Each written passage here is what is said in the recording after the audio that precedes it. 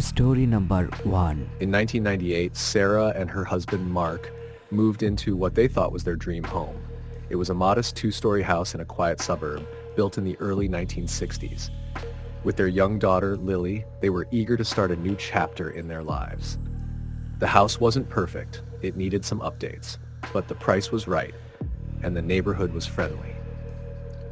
From the moment they moved in, though, Sarah couldn't shake an odd feeling.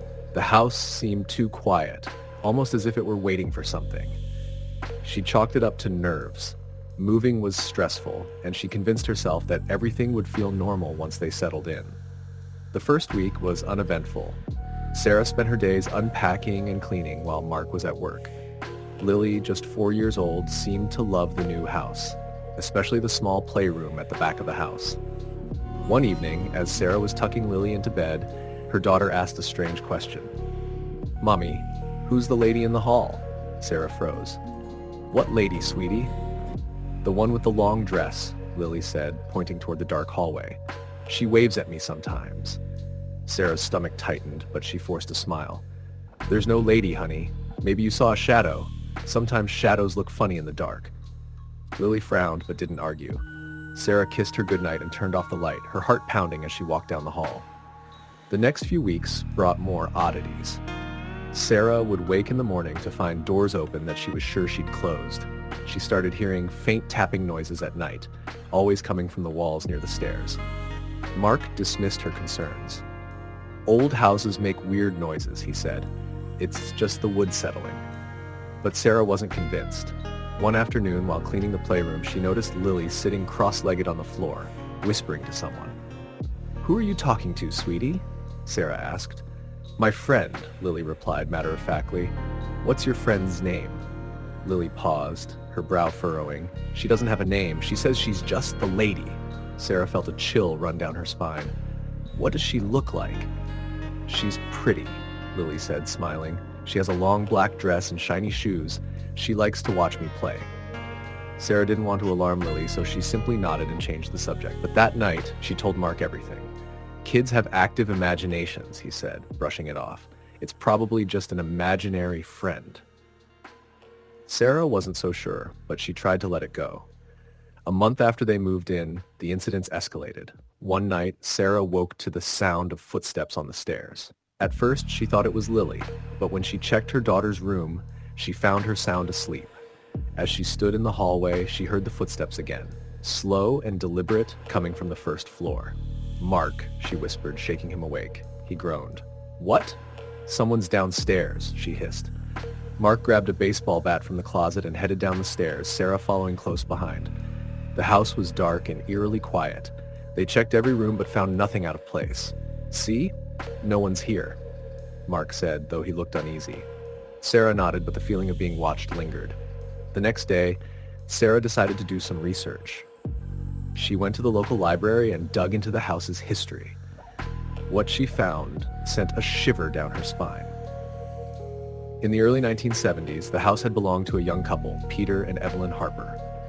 Evelyn had been deeply unhappy in her marriage, and one night, she'd taken her own life.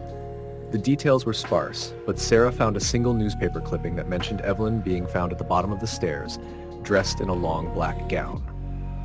Sarah couldn't help but think of Lily's description, the lady with the long dress. That evening, she showed the article to Mark. He frowned as he read it, then set it down. "It's a coincidence," he said, though his voice lacked conviction. But Sarah could tell he was starting to feel the same unease she had. The next few nights were worse. The footsteps on the stairs grew louder, and the tapping in the walls became constant. One night, Sarah woke to the sound of whispering. She sat up in bed, straining to hear. It was a woman's voice, faint but distinct, coming from the hallway. "Leave, you shouldn't be here." Sarah shook Mark awake again, her heart racing. "Do you hear that?" This time, he did. The whispers grew louder, echoing through the house. They both froze as the temperature in the room plummeted. Their breath fogged the air, and the scent of lavender filled the room, overpowering and sickly sweet. Then, a loud crash came from downstairs. They bolted out of bed and ran to the living room, where they found the grandfather clock toppled over, its glass face shattered. "We're leaving," Mark said, his voice shaking. The next morning, they packed a few essentials and left the house, staying at a motel while they figured out what to do. Sarah contacted a local historian who specialized in haunted properties. He agreed to meet them at the house to investigate. When they returned with him, the house felt heavy, the air oppressive. The historian walked through each room, his expression growing darker with every step. "You're not imagining things," he finally said. "There's a presence here, likely tied to Evelyn's death. She doesn't want anyone living here." Sarah and Mark decided then and there to sell the house. They didn't care about losing money. They just wanted to be free of it. Before they left for good, Sarah went to Lily's playroom one last time. She found her daughter sitting on the floor, staring at the empty corner. "She's sad," Lily said quietly. "Who's sad, sweetie?" Sarah asked, her voice trembling. "The lady," Lily replied. "She says she didn't mean to scare us. She just doesn't like being alone." Sarah's heart broke for the spirit, but she knew they couldn't stay. Within a month, they sold the house to an older man who planned to renovate it and flip it. Sarah and Mark never heard what became of the house after that. But Sarah sometimes dreams of Evelyn, standing at the bottom of the stairs, watching her with those sad, hollow eyes. Story the end. Story number 2. In 1997, Daniel and Lisa Morgan, along with their 10-year-old son, Alex, moved into a charming brick house on the outskirts of a small town in Pennsylvania. The house had been built in the early 1950s and had sat empty for nearly 5 years. It needed some work, but the Morgans were eager to make it their home. It was large, affordable, and came with a sprawling backyard that Alex quickly claimed as his own. For the first month, everything seemed normal. Lisa spent her days repainting and redecorating while Daniel tackled minor repairs. Alex seemed happy, often playing outside or exploring the attic, which was filled with dusty furniture and old trunks left behind by previous owners. But then, strange things began to happen. One evening, Lisa was cleaning up after dinner when she heard footsteps coming from the second floor. She assumed it was Alex, but when she called for him, he yelled back from the living room where he was watching TV. Confused, she went upstairs to check, but found nothing. Thinking it must have been the house settling, she brushed it off. A few nights later, Daniel woke up in the middle of the night to the sound of faint knocking. It seemed to be coming from the wall behind their headboard. He tapped the wall back, half joking, but the knocking stopped immediately. Uneasy, he lay awake for hours, listening for it to return. The incidents became more frequent. Doors would creak open on their own, lights flickered, even though Daniel had recently checked the wiring. The air in certain parts of the house, particularly near the staircase, often felt unnaturally cold, no matter how high they turned up the heat. Alex, however, seemed unbothered at first, but one evening as Lisa tucked him into bed, he asked her an unsettling question. "Mom, who's the man with the hat?" Lisa froze. "What man?" "The one who stands at the bottom of the stairs," Alex said casually. "I see him at night. He just watches." Lisa tried to hide her discomfort. "Honey, there's no man. Maybe it was a shadow?" Alex frowned. "No, it's a man. He has a long coat and a big hat. He doesn't talk, though. He just stares." Lisa didn't know what to say. She kissed Alex on the forehead and turned off his light, but she spent the rest of the night staring at the staircase, half expecting to see the man herself. A week later, the activity escalated. Lisa was folding laundry in the master bedroom when she heard a loud crash downstairs. Rushing to the living room, she found the floor lamp lying on its side, its bulb shattered. Alex was sitting on the couch, pale and wide-eyed. "What happened?" she asked, kneeling beside him. "It just fell over," he whispered. "But no one touched it." Lisa called Daniel at work, insisting he come home early. That night, they sat in the living room together, trying to figure out what was going on. Daniel, ever the skeptic, suggested it was all coincidences or Alex's imagination. Lisa wasn't so sure. That night, Lisa woke up around 2 a.m. to the sound of Alex crying. She rushed to his room and found him huddled under his blanket, trembling. "What's wrong, sweetie?" she asked, pulling him into her arms. "He was in my room," Alex whispered. "The man with the hat. He was standing by the window." Lisa's blood ran cold. "It was just a bad dream," she said, though she wasn't convinced herself. She stayed with Alex until he fell asleep, but as she walked back to her own room, she couldn't shake the feeling that someone was watching her. The next morning, Lisa decided to do some digging. She visited the local library and searched through old records about the house. What she found made her stomach churn. In the early 1970s, the house had belonged to a man named Richard Grayson. He had been a recluse, known for his temper and strange behavior. One night, after an argument with his brother, Richard had fallen, or possibly been pushed, down the stairs and died from a broken neck. The police had ruled it an accident, but rumors in town suggested otherwise. Lisa showed the articles to Daniel, who still tried to dismiss them. "Even if it's true, it doesn't mean anything," he said. "The house isn't haunted, Lisa." But Lisa could tell he was starting to doubt himself. That night, they experienced their most terrifying encounter. Around midnight, Lisa woke to the sound of heavy footsteps coming from the hallway. She shook Daniel awake, and they both listened as the footsteps grew louder, stopping just outside their bedroom door. "Who's there?" Daniel called out, his voice shaking. The door creaked open, but no one was there. Then, as if on cue, every light in the house flickered violently. Alex screamed from his room, and Lisa bolted to him, finding him curled up on the floor, sobbing. He pointed to the corner of his room. "He was there!" Alex cried.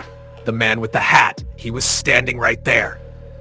Daniel grabbed a flashlight and checked the entire house, but they found nothing. The family huddled together in the living room for the rest of the night, too afraid to go back to their bedrooms. The next day, Lisa called a local paranormal investigator, a woman named Evelyn, who had been recommended by a friend. Evelyn arrived that evening, carrying equipment and a calm demeanor. She walked through the house, her expression growing more serious with every room she entered. "There's definitely something here," Evelyn said finally. "It's not malicious, but it's restless. I believe it's the spirit of Richard Grayson. He's tied to this house, likely because of the way he died." "What can we do?" Lisa asked, desperate. Evelyn suggested a cleansing ritual to help Richard move on. That evening, she burned sage and said prayers in every room. She also placed protective charms near the staircase and in Alex's room. For a few days, the house was quiet. The cold spots disappeared, the whispers stopped, and Alex seemed to sleep peacefully for the first time in weeks. The family began to feel hopeful again. But one night, as Lisa was heading to bed, she glanced toward the staircase and saw him, the man with the hat. He stood at the bottom just as Alex had described, wearing a long coat and a wide-brimmed hat. His face was shadowed, but she could feel his eyes on her. Lisa froze, unable to move or speak. The man didn't move, didn't make a sound, and then, as suddenly as he appeared, he was gone. The next morning, the Morgans packed their belongings and left the house for good. They sold it at a loss and moved into a small apartment across town. Years later, Lisa still wonders about the house. Did Richard ever move on, or was he still there, watching from the shadows? She'll never know for sure, but she hopes whoever lives there now is better equipped to handle the man with the hat. Story the end. Story number 3. The smell of fresh paint still lingered in the air as the Stevens family moved into their new home in the quiet suburban neighborhood. It was the spring of 1997, and the house, a spacious 2-story with white siding and blue shutters, had been a dream come true for Rick and Diane Stevens. For their 10-year-old daughter Emily, it was a chance to finally have her own room. The house had stood vacant for nearly 3 years before the Stevens family purchased it. The neighbors didn't talk much about the previous owners, and the realtor had been vague about why it had remained unsold for so long. Diane had chalked it up to the housing market at the time, and Rick dismissed any lingering doubts as overthinking. The first few weeks in the house were uneventful. The family busied themselves unpacking, decorating, and settling into their routines. Emily loved her new room, which was painted a soft lavender with a wide bay window overlooking the backyard. But it didn't take long for her to notice something strange. One night, as she lay in bed, Emily heard a faint creaking sound coming from the hallway. She sat up and listened. It sounded like slow, deliberate footsteps. She called out, "Mom? Dad?" But no one answered. Gathering her courage, she tiptoed to the door and peeked out. The hallway was empty, but the creaking continued, retreating down the stairs. The next morning, she told her parents about the noise. "It's probably just the house settling," Rick said, ruffling her hair. Diane nodded in agreement. Old houses make noises sometimes, sweetie. Don't worry about it. But Emily couldn't shake the feeling that something was off. Over the next few nights, the creaking footsteps returned, always around the same time, just after midnight. Emily stopped telling her parents, worried they'd think she was imagining things. Then one night, the footsteps stopped right outside her bedroom door. She froze, clutching her blanket, and stared at the doorknob. It didn't turn, but she could hear a faint, raspy whisper, too low to make out any words. The next morning, Emily woke up to find the bay window in her room wide open. The curtains fluttered in the breeze, though she was certain she had closed it before going to bed. When she told her parents, they brushed it off as her forgetting. But Diane started noticing odd things, too. A faint smell of smoke would occasionally waft through the house, though no one smoked, and there was no sign of fire. Doors that were left open would slam shut on their own, and she sometimes felt an inexplicable chill when walking through the living room. One afternoon, as Diane sorted laundry in the basement, she heard a loud crash upstairs. Rushing to investigate, she found the family's large mirror in the hallway shattered on the floor. The frame was intact, but the glass was cracked in a web-like pattern. Rick insisted it must have fallen off its hook, but Diane couldn't shake the unease it left her with. Rick, ever the skeptic, remained unfazed until the night he woke up to the sound of Emily talking in her room. He checked his watch, 2:37 a.m. He got up and went to her room, expecting to find her playing with a toy or maybe sleep-talking. When he opened the door, Emily was sitting on the edge of her bed, staring at the bay window. "Who are you talking to, Em?" he asked. She turned to him, her face pale. "The lady," she whispered. Rick's heart skipped a beat. "What lady?" "The lady in the window," Emily said, pointing. "She watches me at night." Rick walked over to the window and looked out. The backyard was still and empty under the glow of the moonlight. He knelt beside Emily and said, "There's no one there, sweetheart. It's just your imagination." Emily didn't respond. She just stared at the window, her small hands gripping the edge of her blanket. The following weekend, Diane invited their elderly neighbor, Mrs. Callahan, over for coffee. She hoped the woman, who had lived on the street for decades, might shed some light on the house's history. When Diane mentioned the strange occurrences, Mrs. Callahan's face turned grim. She hesitated, then said, "I don't want to frighten you, dear, but there's a reason that house stayed empty so long." She explained that the previous owner, a woman named Margaret Vaughn, had lived there alone after her husband passed away. Margaret had been reclusive, rarely leaving the house, and some neighbors whispered that she was odd. One winter night, a fire broke out in the living room. The fire department arrived quickly, but Margaret didn't make it out. They found her body near the bay window in what was now Emily's room. Diane felt a chill run down her spine. "Do you think she's still here?" she asked. Mrs. Callahan shrugged.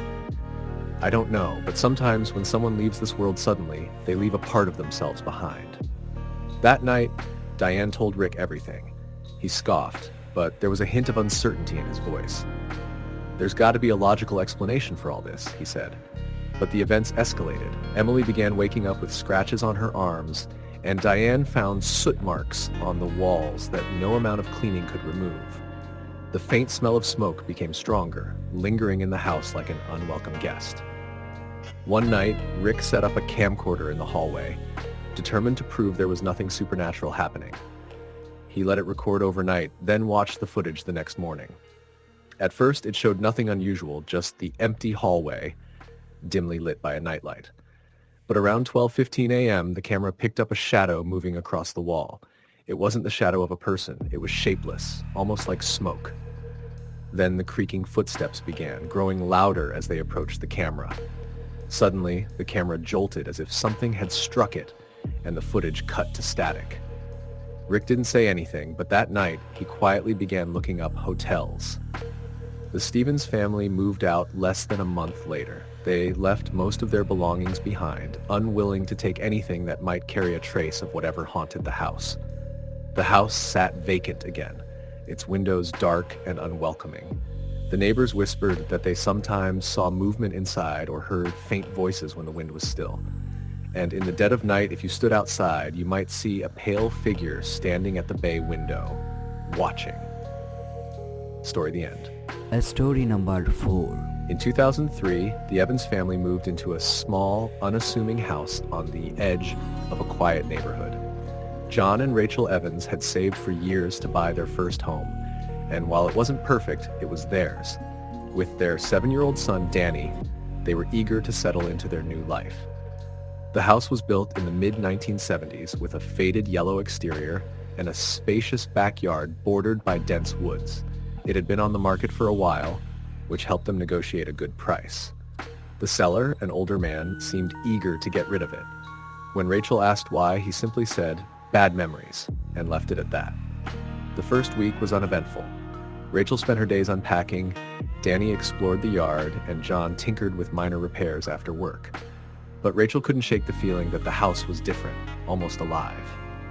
Sometimes she'd catch faint whispers when no one was around or feel a cold draft even with all the windows shut. One evening, while putting Danny to bed, Rachel noticed him staring at the corner of his room. "What's wrong, sweetheart?" she asked. Danny hesitated before saying, "There's a boy in my room." Rachel's heart skipped a beat. "What boy?" "The one in the corner," Danny said, pointing.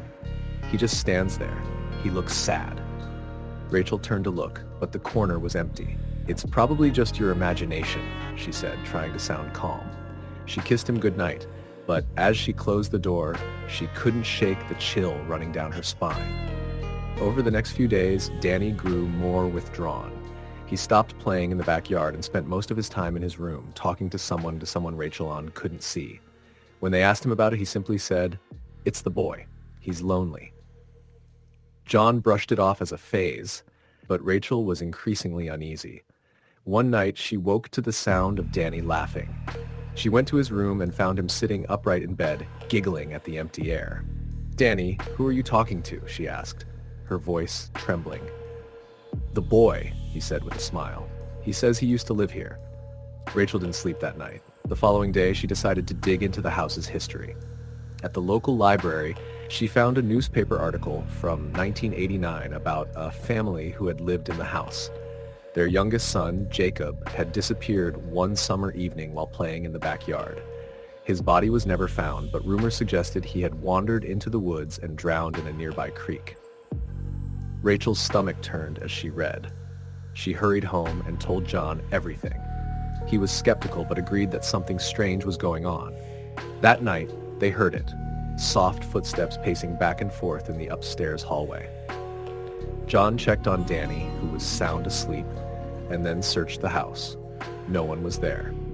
The footsteps became a nightly occurrence. Sometimes they were slow and deliberate, other times frantic, as if someone were running. The air in the house grew heavy, and the faint scent of damp earth seemed to follow them everywhere. One night, as they sat in the living room, the television flickered off, and the room plunged into silence. Then they heard a child's voice, faint and distant, whisper, "Help me." Rachel grabbed John's arm. "Did you hear that?" He nodded, his face pale. "We're leaving. Tomorrow." But the house had other plans. At 3:15 a.m., Rachel woke to the sound of Danny screaming. She bolted to his room, John close behind. Danny was sitting up in bed, tears streaming down his face. "He's mad at me," he sobbed. "The boy is mad." "What did you do, Danny?" Rachel asked, her voice shaking. "He wanted me to go outside with him," Danny said. "He said we could play in the woods, but I told him no. Then he got mad and said, 'I can't leave.'" The room grew icy cold, and the door slammed shut behind them. The faint sound of a child crying echoed through the house. John pounded on the door, trying to open it, while Rachel held Danny tightly. Suddenly the crying stopped, and the door flew open. The cold dissipated, but the house felt more oppressive than ever. The next morning, they packed whatever they could carry and left, staying at a motel while they figured out their next steps. They called a real estate agent and put the house on the market, determined never to return. A week later, Rachel received a call from the agent. He said the house had been sold, but the buyer had asked an odd question before closing the deal. "Did anything happen to a boy here?" When Rachel asked why, the agent said, "The buyer's a medium. She said she felt a young boy's presence in the house and wanted to help him move on." Rachel never learned what became of the house after that. But sometimes when she's alone, she swears she can still hear faint footsteps and the whisper of a child's voice, calling out for help. Story the end. Story number 5. The Johnson family had just moved into their new house in 2003, an old 2-story brick home on the outskirts of their small town. Emma and John had been searching for the perfect place for months, and when they found this house, it felt like a dream come true. It was spacious, with hardwood floors and a large backyard for their 2 young children, 10-year-old Jake and 6-year-old Lily. The house had been empty for over a year, and although it showed signs of age, it was affordable and had the charm they'd been looking for. The first week was filled with the excitement of unpacking, decorating, and adjusting to the new neighborhood. The kids were thrilled with their new rooms, and even though the house was old, Emma loved its warmth and character. John, a practical man, didn't think much about the house's age and simply enjoyed the peace of the quiet neighborhood. It was on the second night, after a long day of moving in, that Emma first noticed something strange. As she sat in the living room reading, she heard a faint tapping noise coming from upstairs. It wasn't the usual creaks of an old house. This was rhythmic, almost deliberate. Thinking it was just the house settling, Emma shrugged it off and went to bed. The next morning, she asked John if he had heard the tapping, but he hadn't. It was probably the pipes, he suggested, though his tone lacked conviction. Over the following days, the tapping noise continued, always at night, always from upstairs. It wasn't loud enough to be alarming, but it was consistent. It almost seemed like someone was walking slowly, tapping their fingers on the walls as they moved. Emma tried to ignore it, but it became harder to do so, especially when she noticed that Lily would sometimes glance up at the ceiling with a puzzled look on her face, as though she too could hear it. One night, Emma decided to investigate. She tiptoed up the stairs, her heart beating faster with each step. As she reached the top of the stairs, the tapping stopped. She stood in the hallway, listening, but everything was silent. Her hand hovered over the door to Lily's room, but the door was slightly ajar and Lily was fast asleep, her small body curled up under the covers. Probably just the wind, Emma murmured to herself and went back to bed. It wasn't long before the kids started acting a little different. Lily, who had always been outgoing and full of energy, became more withdrawn. She often stared at empty corners of the rooms, her eyes wide, her expression distant. When Emma would ask her what she was looking at, Lily would say, "The man in the attic," and then refuse to speak more about it. Jake wasn't as sensitive, but he would sometimes make offhanded remarks like, "Did you hear that?" Or, "There's something weird with this house." His words were usually brushed off, but Emma couldn't shake the feeling that something was wrong. One evening, after the kids were in bed, Emma and John decided to relax with a movie. They sat on the couch, but as they watched the screen, they both heard it at the same time. A loud thud coming from upstairs. They froze, exchanging nervous glances. The sound was followed by what sounded like someone pacing back and forth. "That's not the house settling," John said, his voice low. He stood up and walked toward the stairs. Emma followed him, her heart in her throat. They crept upstairs and the noises stopped as soon as they reached the landing. It was silent again. "There's nothing here," John said, shaking his head. "It's just an old house." But Emma wasn't convinced. She stood there for a moment, looking down the hallway at the attic door. The door was slightly ajar, a beam of light from the hallway illuminating a small portion of the stairs leading up into the attic. "Let's check the attic," Emma suggested, her voice barely above a whisper. John hesitated, but eventually nodded. He grabbed a flashlight from the kitchen, and they slowly ascended the stairs into the attic. The space was cluttered with old furniture, boxes, and forgotten items. Emma shivered, the air in the attic cooler than the rest of the house. As they moved through the attic, they found nothing unusual, no signs of an intruder or anything out of the ordinary. But just as they were about to leave, Emma's eyes landed on an old, dusty rocking chair in the far corner. The chair was positioned directly under a small window, and it looked as though it had been there for years. Before Emma could ask John if he'd seen it, they both heard a faint creaking sound. The chair slowly began to rock back and forth. Emma froze, her breath caught in her throat. "Did you hear that?" she whispered, but John's face had gone pale. Without saying another word, they rushed out of the attic and shut the door behind them. They didn't sleep much that night. the sounds of the rocking chair echoing in their minds. The next day, Emma decided to visit the neighbors. She needed to know if anyone else had ever experienced anything strange in the house. She knocked on the door of the house next door, and a middle-aged woman answered. Her name was Mrs. Harris, and she had lived in the neighborhood for over 30 years. When Emma mentioned that they had just moved in, Mrs. Harris's expression shifted slightly. I remember when the house was sold a few years ago, she said. It wasn't empty for long. The couple that lived there before you, they moved out unexpectedly. What happened? Emma asked, feeling uneasy. Mrs. Harris paused, glancing over her shoulder before speaking in a hushed tone. The wife said she heard things, strange noises, the tapping, just like you described, but it was the rocking chair that really bothered her. She swore she saw it moving on its own, even though no one was near it. Emma felt her stomach tighten. Did she say why they moved out? Mrs. Harris shook her head. No, but it was sudden. They left in the middle of the night. Later that evening, Emma and John sat down to discuss everything. The noises, the tapping, the rocking chair, it all felt too much like what the neighbors had described. Emma wondered if the previous owners had left because they couldn't stand it any longer. We can't keep living like this, Emma said, her voice trembling. This house is haunted. John sighed, running his hands through his hair. We can't just leave. We've put down roots here, and the kids love it. But Emma couldn't shake the feeling that something was wrong, something more than just an old house settling.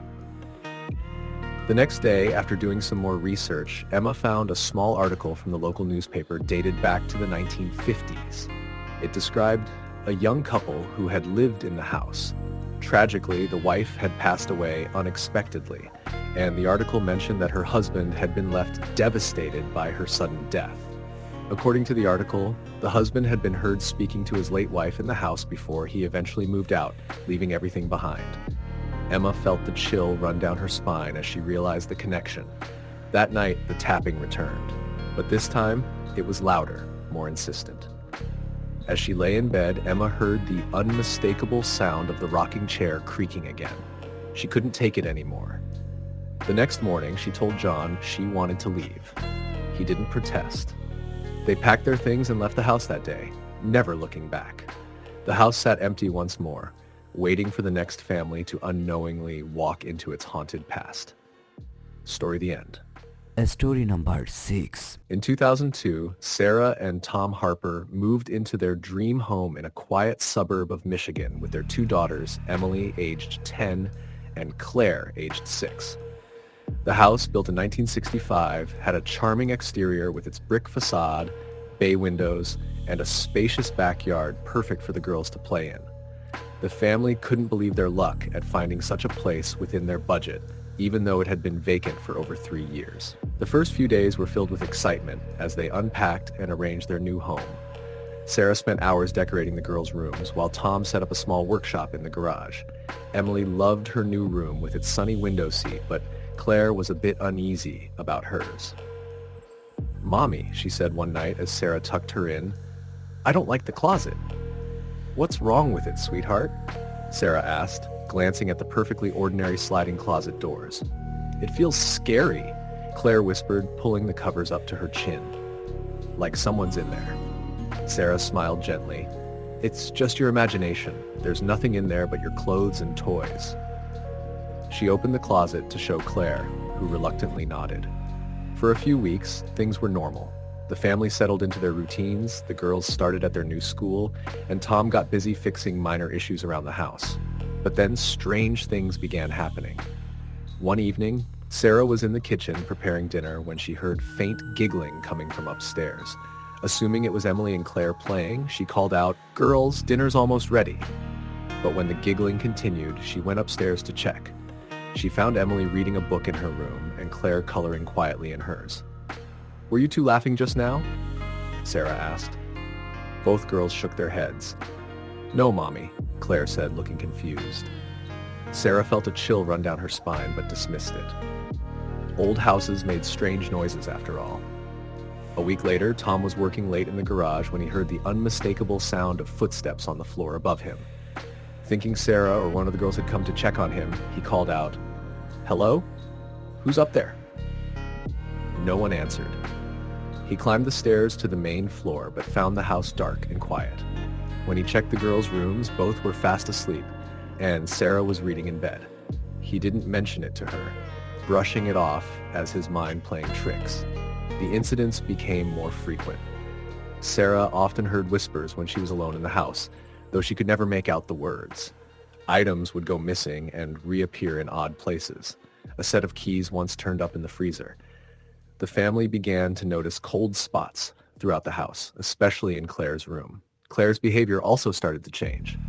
She became withdrawn, refusing to play in her room and insisting on sleeping in Emily's bed every night. When Sarah asked her why, Claire said, "The girl in the closet doesn't want me there." "What girl?" Sarah asked, her heart sinking. "The girl who cries," Claire said matter-of-factly. "She doesn't like me." Sarah told Tom, who tried to reassure her, "It's just Claire's imagination. Kids make things up all the time." But Sarah wasn't convinced. She began researching the history of the house and discovered that in 1978, a young girl named Anna, who had lived in the home, had gone missing. According to old newspaper clippings, she had been last seen playing in her room, but no trace of her was ever found. The family had moved away shortly afterward, and the house changed hands several times before the Harpers bought it. That night, Sarah couldn't sleep. She lay in bed, staring at the ceiling, when she heard the faint sound of sobbing. It was coming from Claire's room. She nudged Tom awake and whispered, "Do you hear that?" Tom listened and nodded. They both got out of bed and tiptoed down the hallway. The sobbing grew louder as they approached Claire's room. When they opened the door, the room was icy cold and Claire was sitting upright in Emily's bed, tears streaming down her face. "She's mad at me," Claire said, trembling. "She says I shouldn't be here." "Who, Claire?" Sarah asked, pulling her into a hug. "The girl," Claire whispered. "She said this is her room." Tom searched the closet and the rest of the room, but found nothing. Still, the experience rattled them both. The next day, Sarah reached out to a local historian and learned that Anna's body had never been found, but many in the community believed she had died in the house and that her spirit lingered there. Determined to get answers, Sarah and Tom invited a medium, Slautable, a woman named Eleanor, to the house. Eleanor walked through each room, her expression growing more serious as she approached Claire's room. "There's a presence here," Eleanor said softly. "A young girl. She's confused and sad. She doesn't understand what happened to her and feels this room is still hers. Can we help her?" Sarah asked, tears welling in her eyes. Eleanor nodded. "I can try to guide her to the light, but it's up to her to let go." That evening, Eleanor performed a cleansing ritual in the house. She lit candles, burned sage, and spoke in soothing tones, addressing the spirit directly. "Anna," she said, "you don't have to stay here anymore. It's time to move on. There's nothing to be afraid of." The temperature in the room seemed to drop even further, and the faint sound of sobbing filled the air. Then, just as suddenly as it started, the cold lifted and the house grew still. Eleanor smiled gently. "She's gone." For the first time in months, the house felt warm and peaceful.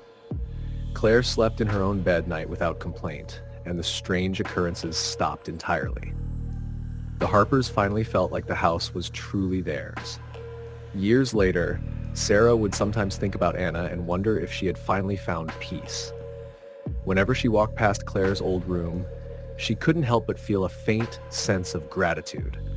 Gratitude for the little girl who had shared her home, even if only for a while. Story the end. Story number 7.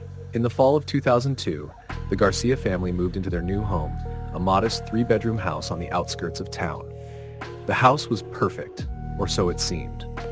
Nestled at the end of a quiet cul-de-sac, it offered plenty of space for Paul and Maria Garcia and their 8-year-old son, Lucas. It was a place where they hoped to create lasting memories. The first thing they noticed about the house was how quiet it was. Too quiet, Maria thought. But after years of apartment living and noisy neighbors, she welcomed the peace. During the first week, Paul and Maria were busy unpacking while Lucas explored every nook and cranny.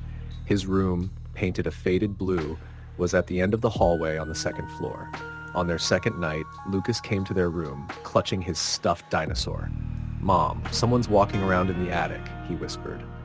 Maria exchanged a look with Paul. "It's just the house settling, honey," she said reassuringly. But Paul wasn't so sure. The house was old, built in the early 1960s, and he figured rodents might be scurrying around up there. The next day, he grabbed a flashlight and climbed into the attic to check. Dust coated every surface, and the air was thick with the scent of mildew. Boxes from the previous owners sat untouched in one corner. He didn't find any rodents or signs of them, but as he turned to leave, something caught his eye.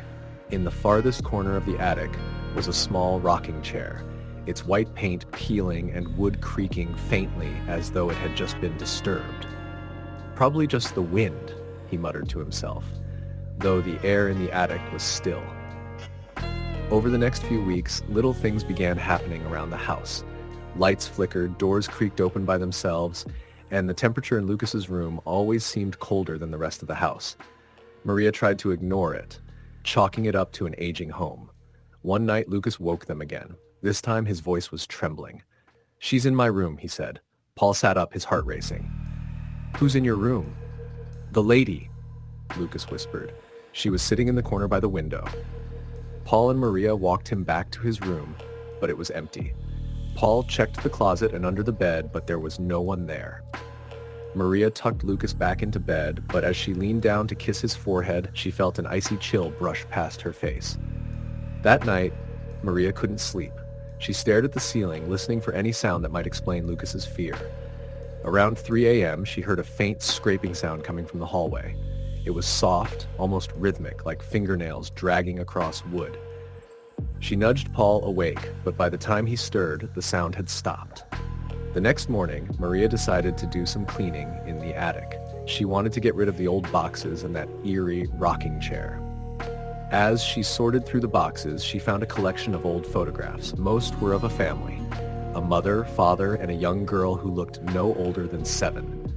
The photos were black and white, their edges yellowed with age. One photo stood out.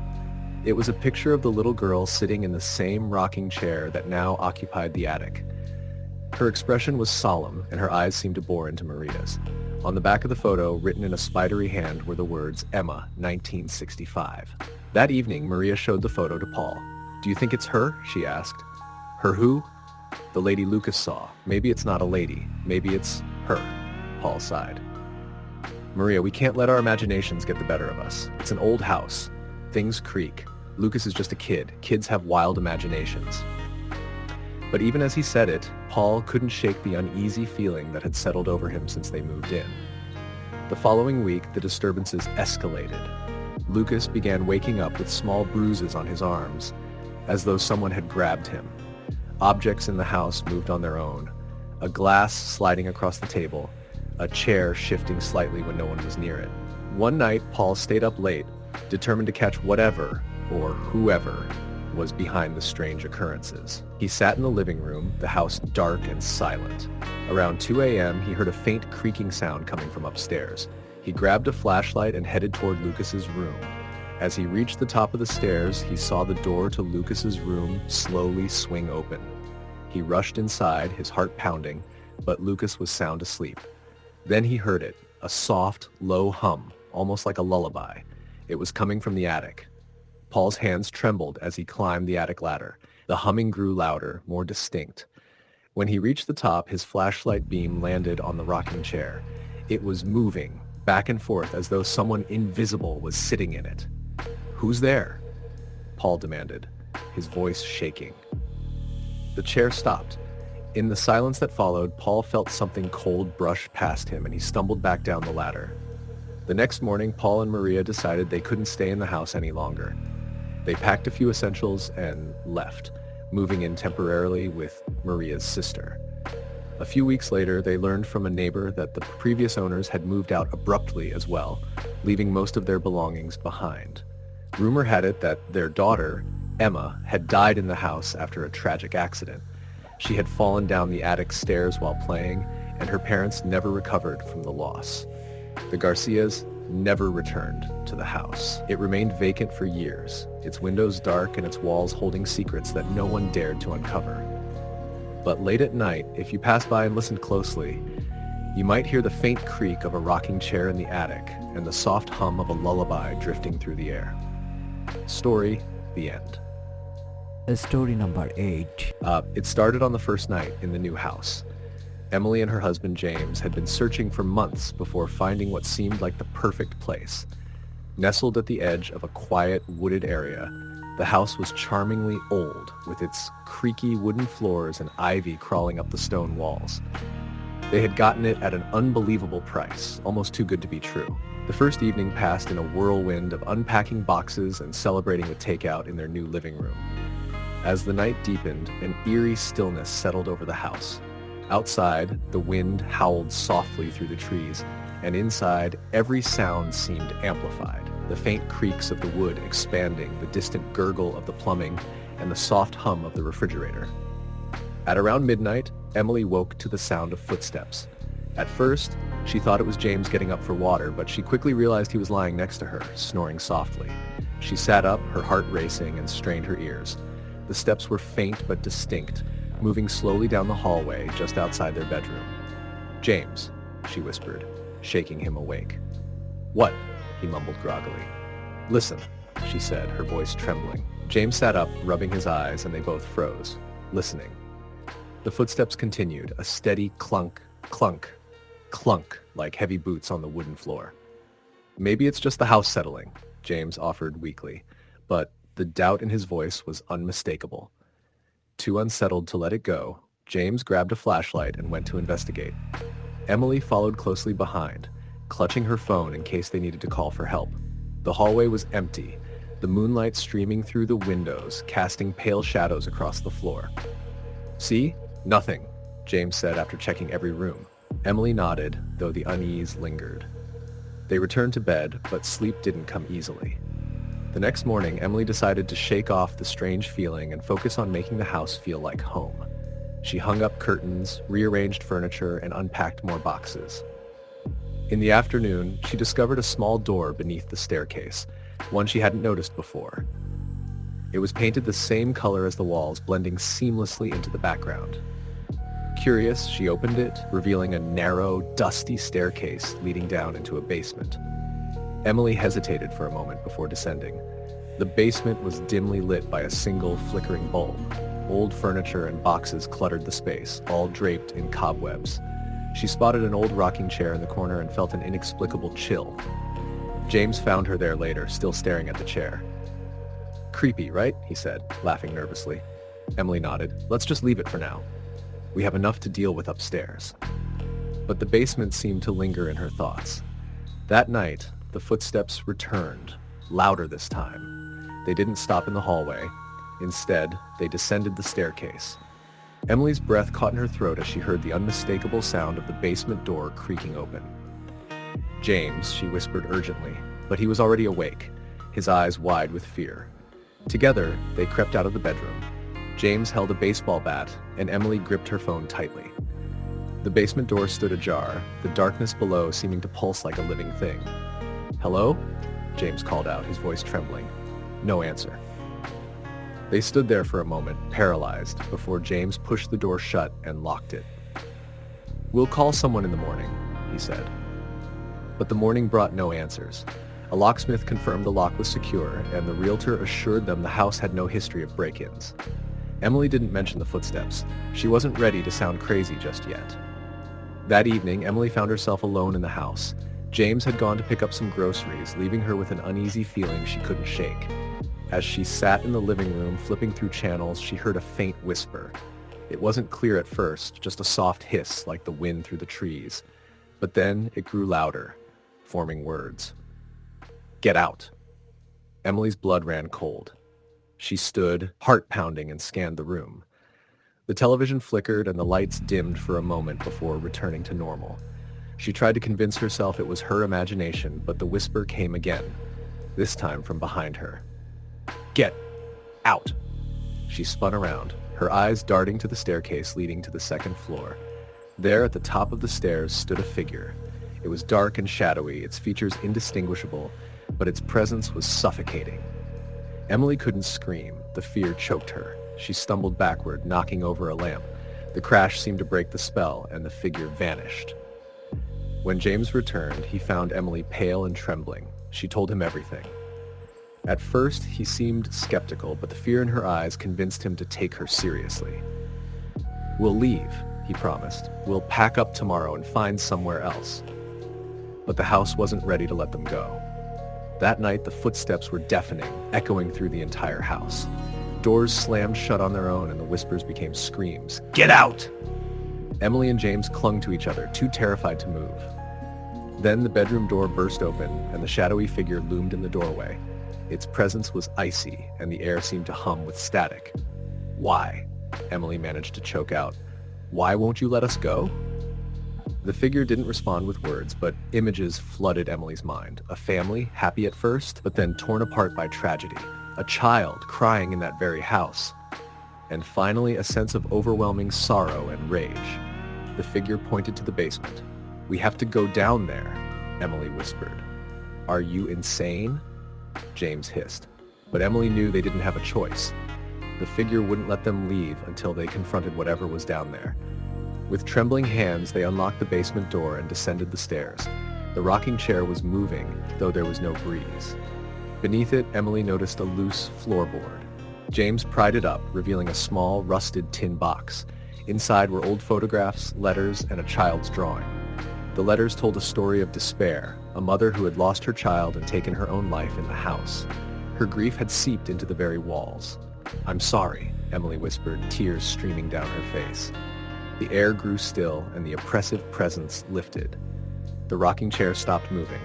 The next day, Emily and James left the house, never to return. They later learned that no one stayed in the house for long. It was always sold quickly, passed from one unsuspecting buyer to the next. Sometimes late at night, Emily still hears the whispers, faint and distant, as if the house is calling her back. Story, the end. Story number 9. The house had stood vacant for years, a weathered relic on the outskirts of town. Its peeling paint and sagging shutters didn't bother Claire and Michael. They were a young couple, eager to start fresh. And the price was unbeatable. It was a fixer-upper, but they saw potential, a blank slate where they could build their future. Moving day was exhausting, but exhilarating. A couple unpacked boxes and arranged furniture, laughing about the quirks of the old house. Creaky floorboards, drafty windows, and a persistent faint scent of lavender in the air. "Must be from the previous owners," Claire said, sniffing the air. "It's kind of nice, though." Michael shrugged. "Better than mildew. I'll take it." That night, as they lay in bed, Claire stirred awake. She thought she'd heard something, soft, rhythmic thuds like footsteps. She sat up and listened. The sound was faint but unmistakable, coming from the hallway outside their bedroom. "Michael," she whispered, nudging him. He groaned, half asleep. "Do you hear that?" He opened one eye, listening. The sound had stopped. "It's an old house, Claire. Probably just the pipes or the wind." Satisfied, he rolled over and went back to sleep. Claire tried to convince herself he was right, but her heart didn't settle. The following days were uneventful, but subtly strange. Claire began noticing small things, doors slightly ajar that she was certain she had closed, objects not where she'd left them, and that persistent scent of lavender, stronger in some rooms than others. One afternoon, as she was unpacking a box in the living room, the old grandfather clock in the corner chimed. She jumped. It wasn't supposed to work. Michael had even joked about fixing it someday. Claire stared at the clock. The hands were still, frozen at 3:15. The sound echoed in her ears long after it stopped. "Maybe it's just the mechanisms loosening or something," Michael said when she told him. "It's an antique. Weird stuff like that happens." But Claire wasn't convinced. That night, she woke again to the sound of footsteps. This time, they were louder, heavier, and unmistakable. She shook Michael awake. "Listen," she whispered urgently. The footsteps moved slowly down the hallway, then stopped outside their door. Claire held her breath as a soft creak echoed, like as if someone leaned against the door. Michael grabbed his phone and turned on the flashlight. He swung the beam toward the door, and they both stared. Nothing happened. He got up and opened the door, shining the light into the hallway. It was empty. "See? No one's here," he said, but his voice lacked confidence. Claire barely slept after that. The next day, she decided to explore the house more thoroughly, hoping to distract herself from her growing unease. While cleaning out a small storage closet, she noticed a panel in the floor, a hidden compartment. Curious, she pried it open. Inside was a dusty wooden box. She opened it carefully, finding a collection of old photographs, letters, and a small porcelain doll. The photos showed a family.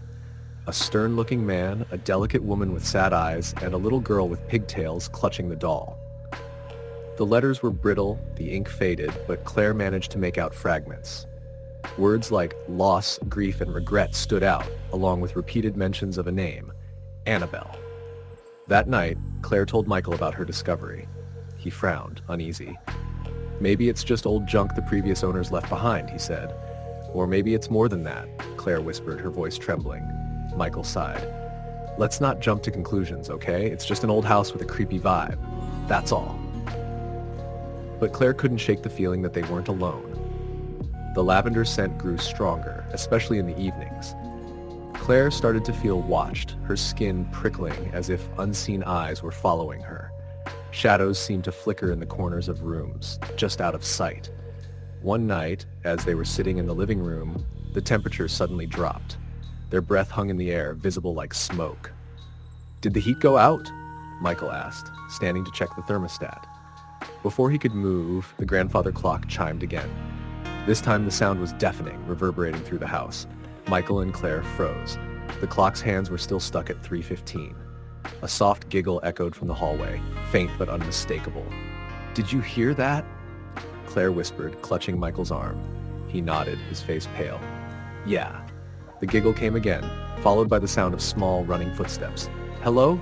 Michael called out, his voice shaking. No response. That night, neither of them slept. They huddled together in bed, listening to the creaks and whispers that filled the house. At one point, Claire swore she felt the mattress shift, as if someone or something had sat down at the foot of the bed. The final straw came 2 nights later. Claire woke to find the scent of lavender overwhelming, suffocating. She sat up and gasped. At the foot of the bed stood a little girl, her face pale and expressionless. She held the porcelain doll from the box, her eyes locked on Claire. Claire tried to scream, but no sound came out. She reached for Michael, shaking him awake. "What? What's wrong?" he said groggily, then froze as he saw the girl. Who are you?" he stammered. The girl tilted her head, her lips parting in a whisper that chilled them to the bone. "Why are you here?" Before either of them could respond, the girl vanished, fading like mist. The next morning, they packed whatever they could fit into their car and left the house without looking back. Later, they learned from a neighbor that the house had a dark history. Decades ago, a family had lived there, a mother, father, and their daughter, Annabelle. The little girl had died tragically, drowning in the backyard pond. The mother, consumed by grief, had taken her own life shortly after. No one stayed in the house for long after that. Strange occurrences always drove people away. Claire and Michael never spoke of the house again, but Claire still dreams of the little girl. In her dreams, she stands at the foot of the bed, clutching her doll, whispering the same haunting question. "Why are you here?" Story, the end. Story number 10. In 2005, the Connors family moved into a modest ranch-style house in a quiet cul-de-sac in northern Indiana. It wasn't flashy or modern, but it had everything they wanted. 3 bedrooms, a spacious backyard, and a finished basement. John and Emma Connors were thrilled to finally own their first home, and their 9-year-old daughter Sophie seemed excited about having her own room. The previous owner, an older man named Mr. Harding, had passed away in the house the year before. According to the real estate agent, he had lived there alone for decades after his wife left him, and his death had been peaceful, a heart attack while he was sleeping. The Connors didn't think much of it. "People die in houses all the time," John said with a shrug. The first few days were uneventful as they unpacked and settled in. Sophie seemed especially fascinated by the basement, which had been converted into a cozy den with dark wood paneling, an old bar, and a large fireplace. She liked to play down there while her parents worked on organizing the upstairs. One evening, as Emma was preparing dinner, Sophie ran into the kitchen, clutching a small wooden box. "Look what I found!" she exclaimed. Emma wiped her hands on a towel and took the box. It was old, carved with intricate floral patterns, and locked with a tiny brass latch. "Where did you find this?" she asked. "In the basement," Sophie replied. "It was in the fireplace behind some bricks. Emma frowned, but didn't think much of it. "We'll look at it later," she said, placing it on the counter. That night, after Sophie went to bed, Emma showed the box to John. They pried it open with a screwdriver and found a few strange items inside. A photograph of a young woman with a stern expression, a silver locket, and a piece of paper with a single word written on it. "Mine." "That's weird," John said, laughing nervously. "Probably some keepsake from the old guy who lived here." Emma didn't laugh. "Why would someone hide it in the fireplace?" "Who knows?" John said, brushing it off. "Let's just put it back where we found it." Emma agreed, but as she carried the box back to the basement, she couldn't shake the feeling that someone was watching her. Over the next few weeks, strange things began happening. Sophie started waking up in the middle of the night, complaining of noises. "I hear footsteps in the hallway," she told her parents one morning over breakfast. "It sounds like someone's walking up and down." John tried to reassure her. "It's just the house settling," he said. "Old houses make weird noises." But Emma wasn't so sure. She too had started hearing things, soft whispers when she was alone in the kitchen, the sound of chairs creaking when no one was sitting in them. Once, while folding laundry, she thought she saw a shadow dart past the doorway, but when she looked, no one was there. One night, as they lay in bed, Emma woke with a start. She thought she heard someone crying. She nudged John. "Do you hear that?" He groaned and sat up, listening. The faint sound of sobbing floated up from below. "It's probably Sophie," John said, getting out of bed. But when they checked her room, she was fast asleep. The sound was coming from the basement. John grabbed a flashlight, and Emma followed him down the stairs. The basement was cold, much colder than usual. The crying grew louder as they reached the bottom of the stairs, but there was no one there. The fireplace stood dark and empty, the air heavy with the scent of soot and something else, something sweet and sickly like decaying flowers. "Hello," John called out, his voice shaky. The crying stopped abruptly. The silence was deafening. Emma grabbed his arm. "Let's go back upstairs." The next morning, they decided to call a contractor to check the house. "Maybe there's an animal trapped in the walls," John suggested, though he didn't sound convinced.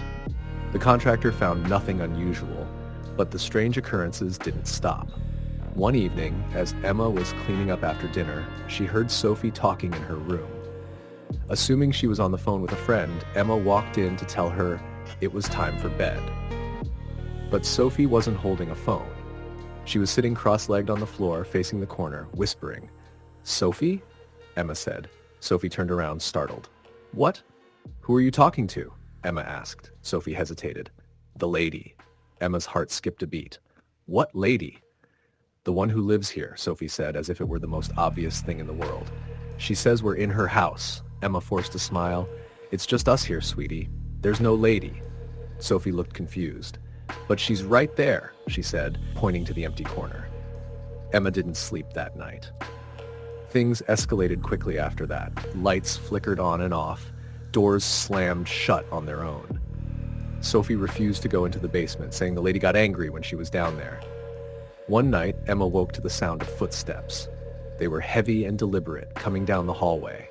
She shook John awake, and they both listened as the footsteps stopped outside their bedroom door. The doorknob rattled, and then the door swung open. No one was there. The next morning, they decided they couldn't stay in the house any longer. They packed a few essentials and went to stay with Emma's sister while they figured out what to do. Before leaving, Emma made one last trip to the basement to return the wooden box to the fireplace. She didn't want to take anything with her that might belong to whatever was in the house. As she placed the box back where Sophie had found it, she felt a sudden gust of cold air and heard a whisper in her ear, "Mine." Emma ran up the stairs, her heart pounding, and didn't look back. The Connors sold the house a month later, losing money on the sale, but relieved to be rid of it. They never found out who or what the lady was, but Sophie occasionally brought her up in conversation. "She wasn't mean," Sophie said one day, years later. "She was just sad. She didn't want to be alone." Emma shivered, but didn't respond. She hoped whoever lived in the house now could give the lady what she wanted. Story the end. Story number 11.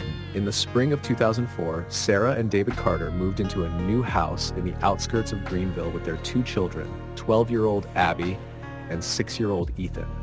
It was an old Victorian-style home with a wraparound porch, tall windows, and creaky wooden floors.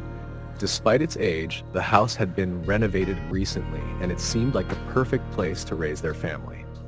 The first week was uneventful, filled with the usual chaos of unpacking and settling in. Abby claimed the bedroom at the far end of the upstairs hallway, loving the window seat that overlooked the backyard. Ethan's room was across the hall, closer to his parents' bedroom.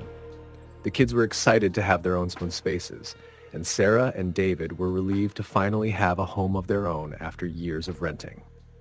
It didn't take long for small, peculiar things to happen. On their third night in the house, Sarah was in the kitchen cleaning up after dinner when she heard Ethan talking in his room. She peeked in, expecting to see him playing with his action figures, but he was sitting on the floor, facing the wall. "Who are you talking to, sweetie?" she asked, her voice light. Ethan turned to her, smiling. "The boy," he said simply. Sarah frowned. "What boy?" "The boy who lives here," Ethan replied. He looked back at the wall as though the conversation wasn't over. Sarah assumed it was just Ethan's imagination and decided not to press further. After all, the move was a big change for him, and kids often made up stories to cope with new environments. The next morning, Sarah mentioned it to David over coffee. He chuckled. "He's just adjusting," he said. "Kids are creative." But as the days passed, more strange occurrences began to unfold. Abby started complaining about cold drafts in her room, even when the windows were shut tight. "It's freezing by the window seat," she said one evening, "like someone left the window open, but it's not." David inspected the windows and found nothing wrong. "It's an old house," he told her. "It probably just needs better insulation." Then there were the footsteps. Late at night, Sarah and David would hear them, soft, deliberate steps moving across the upstairs hallway. At first, they thought it was one of the kids, but each time they checked, both Abby and Ethan were sound asleep. One night, around 2 a.m., David woke up to the sound of faint laughter. It was coming from the direction of Ethan's room. He got out of bed and walked quietly down the hall, only to find Ethan sitting up in bed, staring at the corner of his room. "Ethan, buddy, what's going on?" David asked, trying to keep his voice calm. "He's funny," Ethan said, pointing to the corner. David turned, but the corner was empty. "Who's funny?" "The boy." "The boy," Ethan replied as if it were the most obvious thing in the world. David felt a chill run down his spine. He pulled Ethan's blanket up and tucked him in. "Try to get some sleep, okay?" The next day, David decided not to tell Sarah about the incident. She was already uneasy about the noises in the house, and he didn't want to add to her stress. That evening, as Sarah folded laundry in the master bedroom, she heard a faint whispering sound. It was so soft that she thought she was imagining it. She paused, listening carefully. The whispering grew louder, though she couldn't make out any words. It seemed to be coming from Abby's room. Sarah hurried down the hall and opened Abby's door. Abby was sitting on her bed, her knees drawn up to her chest. "Mom, did you hear that?" Abby asked, her voice trembling. "Hear what?" Sarah asked, though she already knew. "Someone was talking," Abby whispered. "It sounded like a little kid." Sarah sat down beside her daughter, her heart racing. "Maybe it was Ethan," she said, though she didn't believe it. "He might have been playing." Abby shook her head. "It wasn't Ethan. It came from under the window seat." Sarah froze. The window seat was built into the wall, with a storage compartment beneath it. Slowly she stood up and lifted the lid of the seat. It was empty, just a hollow space filled with dust. Over the next few days, things escalated. Lights flickered on and off, even after David replaced the bulbs.